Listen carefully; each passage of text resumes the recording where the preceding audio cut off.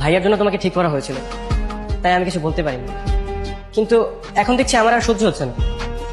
এখন কি করতে চাও? জানি না। চলো আমরা দুজন পালিয়ে গিয়ে বিয়ে করে ফেলি, পরে বাসায় মানিয়ে নেওয়া যাবে। না না, বাবা ভাইয়া তাদেরকে মুখ দেখাবো কি করে? তাহলে উপায়? একটা উপায় আছে। কি? ভাইয়ার একটা গার্লফ্রেন্ড ছিল, কিন্তু তাদেরকে পরিবার মেনে নেয়নি বলে ভাইয়া জেদ করে বিয়ে করছে। এখন যদি ভাইয়ার সেই প্রেমিকাকে নিয়ে আসতে পারি, তাহলে ভাইয়ার সাথে প্রেমিকা তুমি আর আমি। তাহলে চলো আমরা আজই ওর সাথে দেখা করি। না না, আমি তো তার ঠিকানা জানি না। একটা কাজ করি, আজকে আমি তার ঠিকানাটা ম্যানেজ করি, আমরা কাজ যাবো। আচ্ছা ঠিক আছে, তাহলে চলো এখন বাসায় যাই, মা অনেকক্ষণ ধরে ওয়েট করছে। ঠিক আছে চলো। वफा करके भी तन्हा रह गए এখনই চলে আসবে, সমস্যা নেই। আচ্ছা যদি না আসে তাহলে কিন্তু আমাদের নিজেদেরই বিয়ে করতে হবে।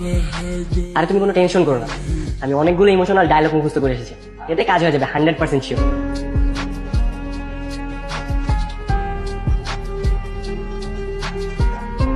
আরে ওই তো চলে আসছে।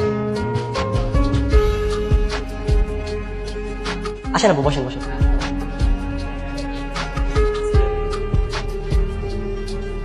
কেমন আছেন আপু? ভালো আছি, তোমরা ভালো আছো? আমরা সবাই ভালো আছি, কিন্তু নীলাবে ভালো না, আর সেজন্য আমরা কেউ ভালো না। কি হয়েছে ওর? সারাটা দিন শুধু পাগলামি করে, কোনোভাবেই আপনাকে বুঝতে পারছে না। নীলা এখন কোথায়? বাসাতেই আছে, আজকাল যেন ভাইয়ের পাগলামি একদম বেড়েই চলে।